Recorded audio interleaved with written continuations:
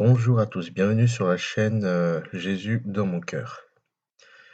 Donc, pour cette vidéo-là, je vais vous partager une étude sur le parler en langue et le baptême du Saint-Esprit. Donc, je vais commencer par l'introduction, puis ensuite le parler en langue directement, et le baptême du Saint-Esprit en deuxième partie.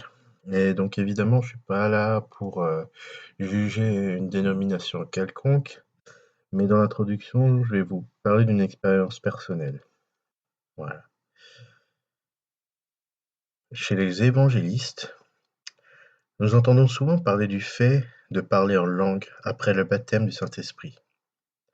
Un jour, je discutais avec un pasteur évangélique et à la fin de notre conversation, il a prié en français mais aussi avec ce langage particulier et mystérieux.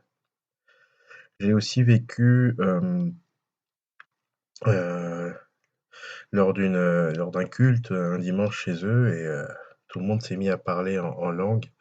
Moi, ça m'a mis un peu dans le trouble et or, je sais que Dieu n'est pas un Dieu de trouble, mais plutôt d'ordre. Voilà. J'ai donc consulté notre Père par une prière en lui demandant plus d'informations sur cette langue de feu. J'ai donc ressenti que Dieu m'a répondu en m'accordant le Saint-Esprit qui me faisait lire certains versets dans sa parole pouvant répondre à mes questionnements. Alors, il faut savoir que cherche toujours une définition d'un mot en particulier sur lequel je vais étudier.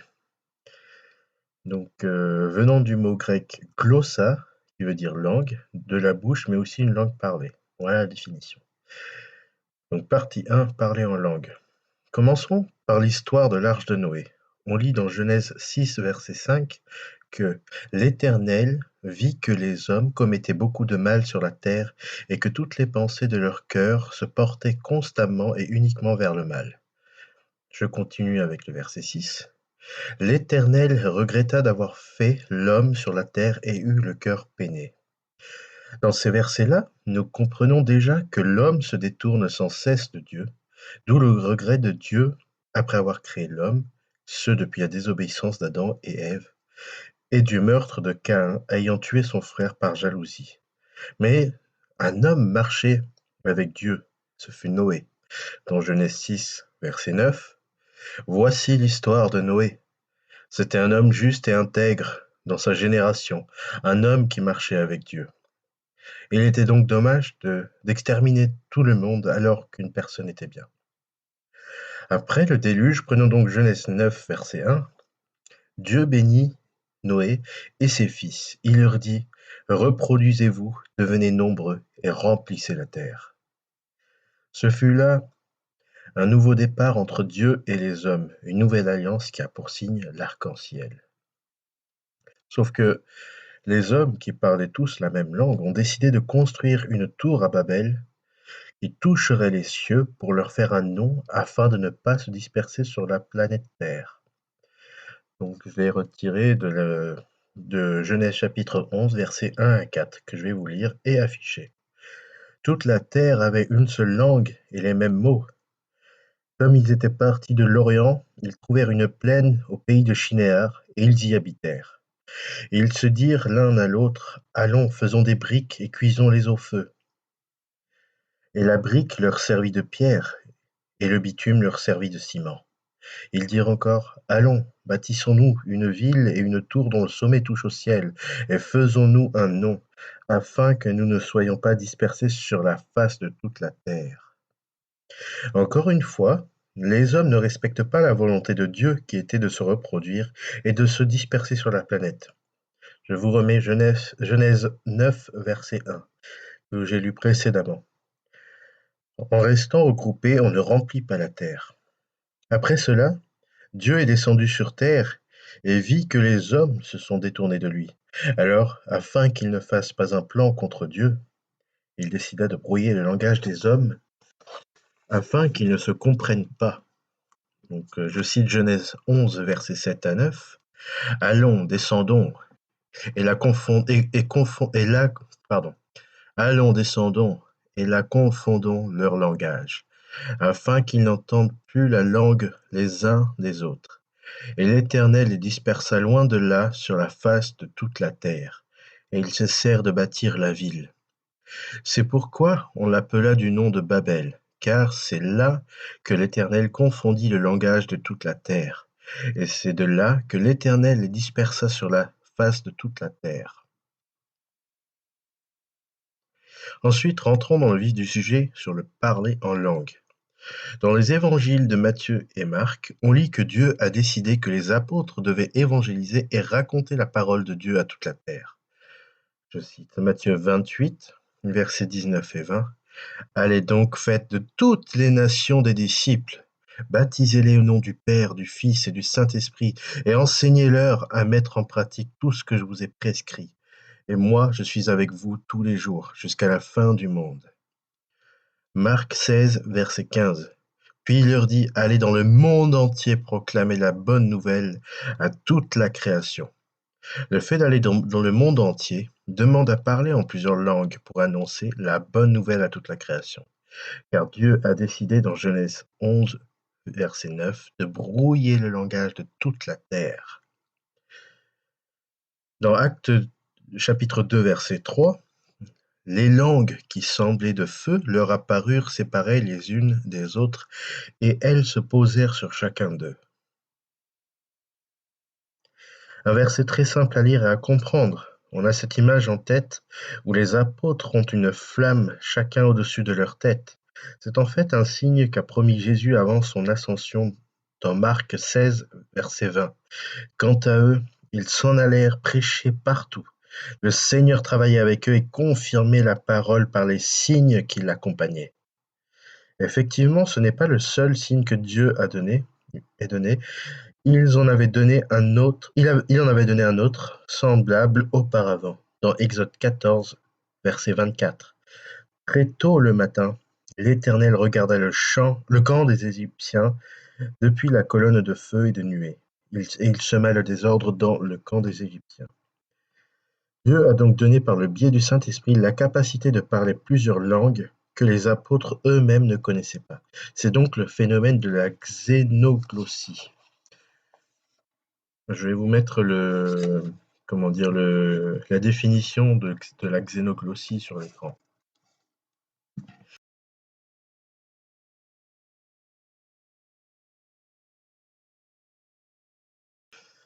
Ensuite, dans le passage du verset acte 2, de l'acte 2, verset 3, pardon, séparées les unes des autres. Il s'agit donc de plusieurs langues, exemple français, anglais, espagnol, etc. Si les apôtres parlaient réellement en langue, alors comment pouvaient-ils faire de toutes les nations des disciples et les enseigner? Donc, je rappelle Matthieu 28, verset 19. Les nations n'auraient sans doute rien compris et les auraient pris pour des fous, non? Donc, je vais vous citer un exemple, hein. Je me suis dit, c'est peut-être toujours mieux de mettre un exemple pour comprendre. C'est comme si demain nous nous retrouvions au milieu d'une foule d'un autre pays dont nous ne parlons pas la langue et qu'à la base nous ne parlons que français, par exemple. Et que nous nous remplissons du Saint-Esprit et que nous nous mettons à parler en plusieurs langues ou dialectes du pays concerné afin d'évangéliser. C'est un exemple bête, peut-être qu'il y en a d'autres des plus simples, mais c'est un peu la seule exemple la plus simple que j'ai trouvé. Ensuite, on peut lire Acte 2, verset 4. Et ils furent tous remplis du Saint-Esprit et se mirent à parler en d'autres langues, selon que l'Esprit leur donnait de s'exprimer. Ce verset est souvent trop mal lu ou mal compris des chrétiens. Un détail leur échappe. Relisons bien le verset. Il est écrit se mirent à parler en d'autres langues. Cela parle de plusieurs langues compréhensibles. Cette explication se base également sur le verset dans 1 Corinthiens 14, 19. Mais dans l'Église, j'aime mieux dire 5 paroles avec mon intelligence afin d'instruire aussi les autres, plutôt que 10 000 paroles en langue. Donc, vaut mieux parler en 5 paroles plutôt que 10 000 paroles en langue. Si l'on traduit avec des mots plus simples, les 5 paroles font allusion à 5 fois la même parole en 5 langues différentes, d'où le parler en langue au pluriel, plutôt que 10 000 paroles dans une langue incompréhensible. Mettons aussi le verset dans le contexte qui était présent quand les apôtres furent remplis du Saint-Esprit et qu'ils se mirent à parler en langue. Eh bien, la réponse se trouve un peu plus loin dans Acte 2, versets 5 à 11. Or, il y avait en ces jours à Jérusalem des Juifs, hommes pieux, de toutes les nations, qui sont sous le ciel. Au bruit qui eut lieu, la multitude accourut, et elle fut confondue parce que chacun les entendait parler dans sa propre langue. Ils étaient tous dans l'étonnement et la surprise, et ils se disaient les uns aux autres: Voici ces gens qui parlent. Ne sont-ils pas tous des Galiléens? Et comment les entendons-nous dans notre propre langue à chacun, dans notre langue maternelle? Parthes, Médès, Élamites, ceux qui habitent la Mésopotamie, la Judée, la Cappadoce, le Pont, l'Asie, la Phrygie, la Pamphylie, l'Égypte, le territoire de la Libye voisine de Cyrène, et ceux qui sont venus de Rome, juifs et prosélytes, crétois et arabes, comment les entendons-nous parler dans nos langues des merveilles de Dieu? Donc on va décortiquer ces versets. 1. De toutes les nations, ça veut dire des gens de divers pays qui parlent forcément chacun leur langue. 2. Chacun les entendait parler dans sa propre langue, comme la phrase le dit, chacun sa langue. 3. Comment les entendons-nous dans notre propre langue à chacun, dans notre langue maternelle? Donc, ce qui veut dire une langue maternelle est une langue existante, intelligible, compréhensible et traductible. 4, je crois. Parthes, Médès, Élamites, ceux qui habitent la Mésopotamie, la Judée, la Cappadoce, le Pont, l'Asie, la Phrygie, la Pamphylie, l'Égypte, le territoire de Libye voisine de Cyrène, et ceux qui sont venus de Rome, juifs et prosélytes, crétois et arabes, comment les entendons-nous parler dans nos langues des merveilles de Dieu? Tous ces pays et origines indiquent bien qu'il y a des personnes de plusieurs nations qui ont leur propre langue. On est d'accord jusque-là? Je continue avec 1 Corinthiens 14, versets 26 à 28. Que faire donc, frères? Lorsque vous vous assemblez, les uns ou les autres parmi vous ont-ils un cantique, une instruction, une révélation divine, une langue, une interprétation, que tout se fasse pour l'édification. En est-il qui parlent en langue, que 2 ou 3 au plus parlent, chacun à son tour, et que quelqu'un interprète? S'il n'y a point d'interprète, qu'on se taise dans l'Église et qu'on parle à soi-même et à Dieu. On lit clairement dans ces versets que oui, cette langue que je dis mystérieuse existe, mais qu'il n'y a pas de traducteur. Et que si on veut l'utiliser, ce n'est pas en public, mais seul entre le chrétien et Dieu, car seul Dieu comprend cette langue. 1 Corinthiens 14, verset 2. En effet, celui qui parle en langue ne parle pas aux hommes, mais à Dieu, car personne ne le comprend, et c'est en esprit qu'il dit des paroles mystérieuses. Le parler en langue est un langage personnel et non un langage à utiliser en public. Dans 1 Corinthiens 14, versets 3 et 4, celui qui prophétise, au contraire, parle aux hommes, les édifie, les exhorte, les console. Celui qui parle en langue s'édifie lui-même. Celui qui prophétise édifie l'Église. Prenons également le verset d'après, 1 Corinthiens 14, verset 5. Je désire que vous parliez tous en langue, mais encore plus que vous prophétisiez. Celui qui prophétise est plus important que celui qui parle en langue, à moins que ce dernier n'interprète pour que l'Église reçoive une édification. Donc, ici, qu'est-ce que ça veut dire prophétiser? Donc, voilà la définition, c'est prophétiser, être un prophète, parler sous l'inspiration divine, prédire, avec l'idée de prévision des événements futurs, en particulier sur le royaume de Dieu. Exposer, déclarer une chose qui peut être connue seulement par une révélation divine, brisée sous l'impulsion soudaine d'un discours élevé ou par louange des conseils divins. Par ces messages, enseigner, réfuter, réprouver, consoler les autres, agir comme un prophète remplit la fonction prophétique. On voit bien, par ces messages, enseigner, réfuter, réprouver, consoler les autres. Donc on comprend bien que si on parle en langue, c'est pas en parlant en langue, la langue, je parle bien de la langue qu'on ne comprend pas nous-mêmes. C'est pas avec cette langue-là qu'on peut évangéliser, parler de Dieu à tout le monde, enseigner, etc. Regardez, actuellement, je suis en train de parler en français, pas en langue que je dirais glossolalie. Voilà. Ensuite, avec ce verset, nul ne peut nier que parler en langue ne sert à grand-chose. Ne sert pas à grand-chose, pardon. À moins que quelqu'un le traduise. L'apôtre Paul précise dans le verset suivant qu'il ne servirait à rien s'il venait chez des gens pour parler en langue. Dans 1 Corinthiens 14, verset 6, pardon. Et maintenant, frères et sœurs, en quoi serais-je utile si je venais chez vous en parlant en langue, au lieu de vous apporter une révélation, de connaissance, de prophétie ou d'enseignement? 1 Corinthiens 14, versets 7 à 8. Si les objets inanimés qui rendent un son, comme une flûte ou une harpe, ne rendent pas des sons distincts, comment reconnaîtra-t-on ce qui est joué sur la flûte ou sur la harpe? Et si la trompette rend un son confus, qui se préparera au combat? Ici, Paul fait allusion aux instruments pour expliquer que l'on ne peut pas émettre un message clair et compris de tous en utilisant le parler en langue, dans le sens de l'effet glossolalie. Cette explication se précise dans les versets suivants.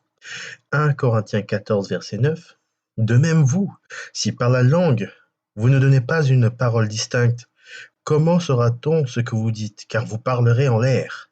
1 Corinthiens 14, verset 16. Autrement, si tu rends grâce par l'Esprit, comment celui qui est dans les rangs de l'homme du peuple répondra-t-il Amen à ta prière de reconnaissance, puisqu'il ne sait pas ce que tu dis? Ce qui est écrit en 1 Corinthiens 14, versets 9 et 16, c'est une expérience que j'ai vécue personnellement, du coup je l'avais dit précédemment. Donc des gens se sont mis à prier en langue, mais je ne comprenais rien du tout, donc je n'ai pas dit Amen. 1 Corinthiens 14, verset 10. Quelque nombreuses que puissent être dans le monde les diverses langues, il n'en est aucune qui ne soit une langue intelligible.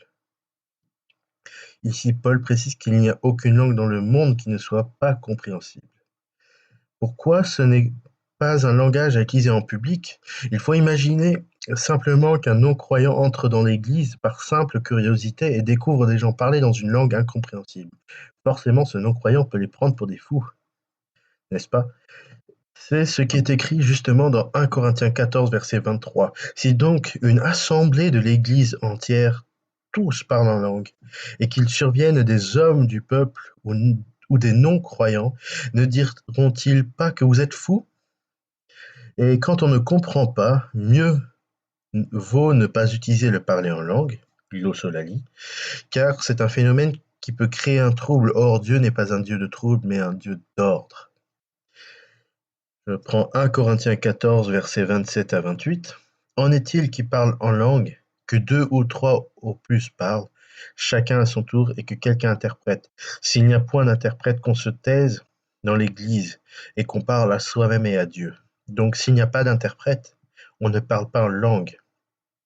Conclusion de cette étude, nous distinguons qu'il y a bien deux parler en langue dans la Bible. Il n'est pas seulement utile de consulter la définition, mais il faut aussi regarder le contexte.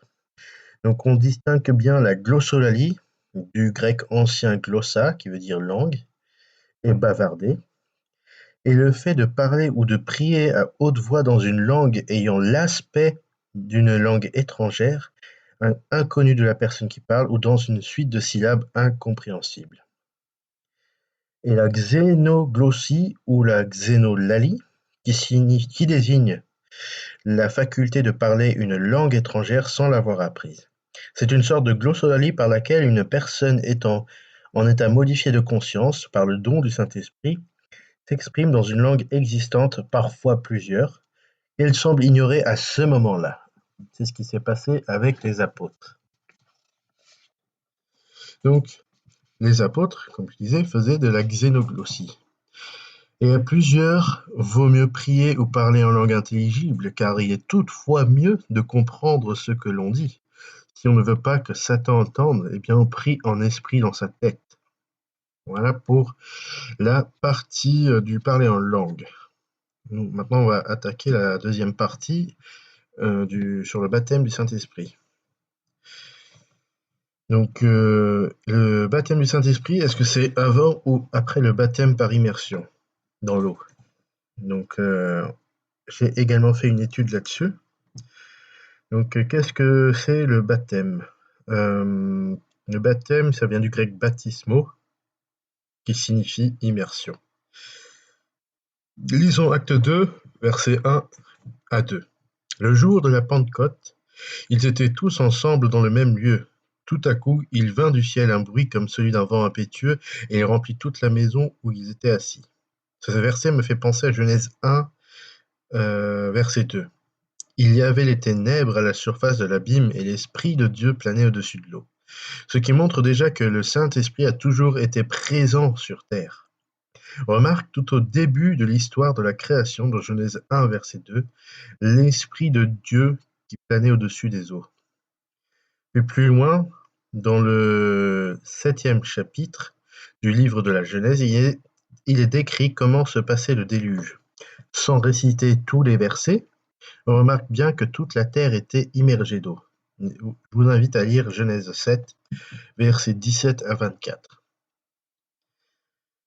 Ce déluge permettait de nettoyer la terre des êtres impurs tels que le baptême par l'eau nous lave de nos péchés.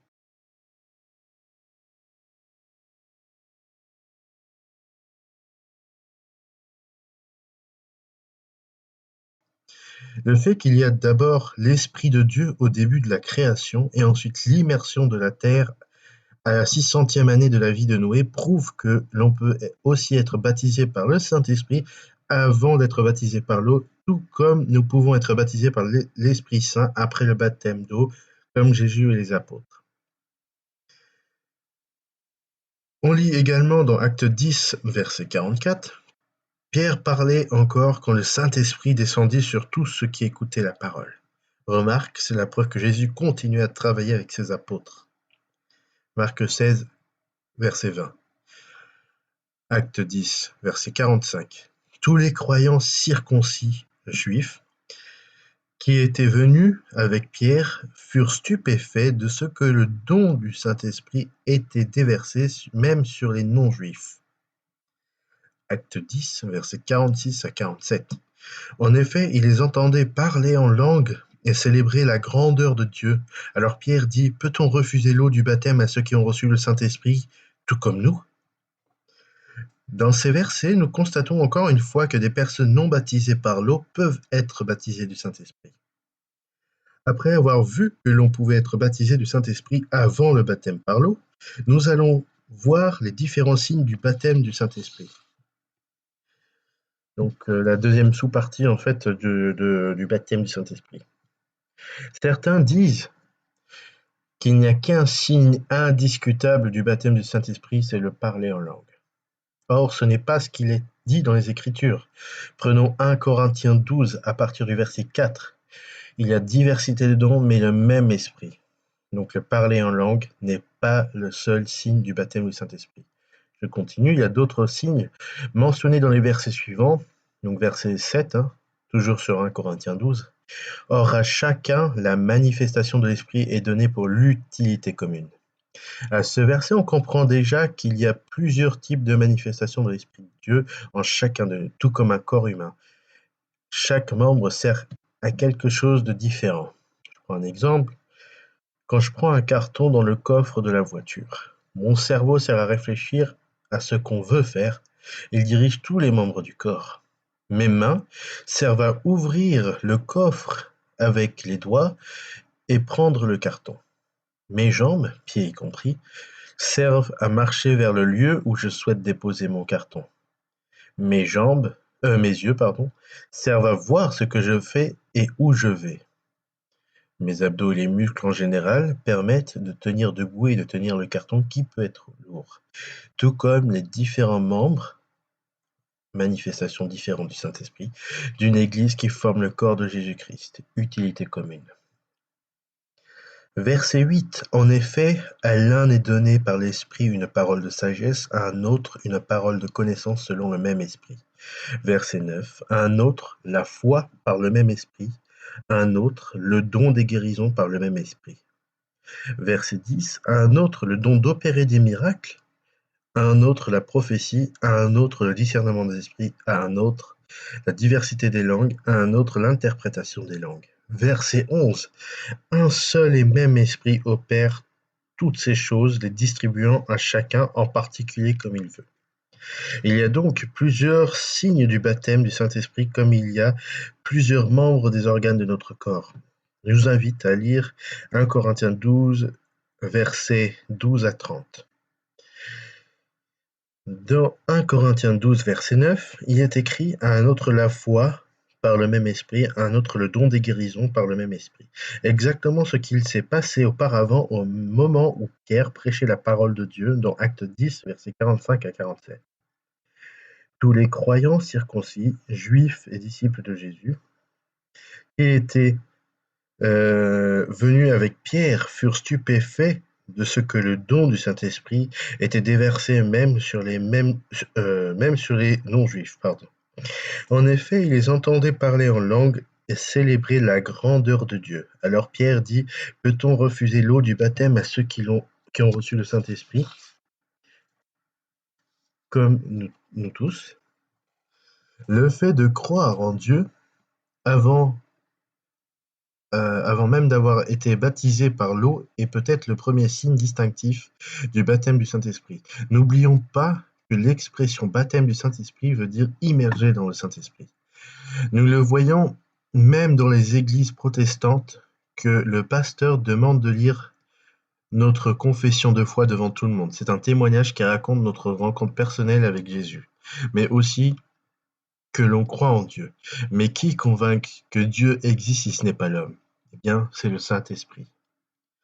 Dans Hébreux 2, verset 4, Dieu a appuyé leur témoignage par des signes, des prodiges, des divers miracles, ainsi que par les dons du Saint-Esprit distribués conformément à sa volonté.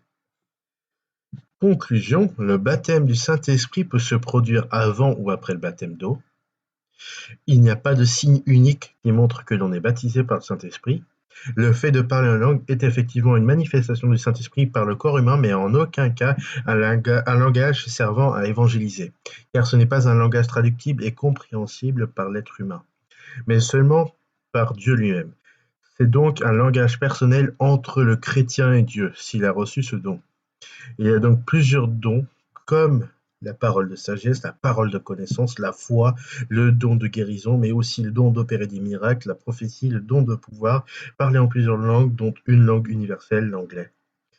Voilà. Merci d'avoir écouté mon étude et que Dieu vous bénisse. À bientôt dans une prochaine vidéo. Et n'hésitez pas à vous abonner, de liker et de commenter, toujours dans le respect et l'amour. À bientôt.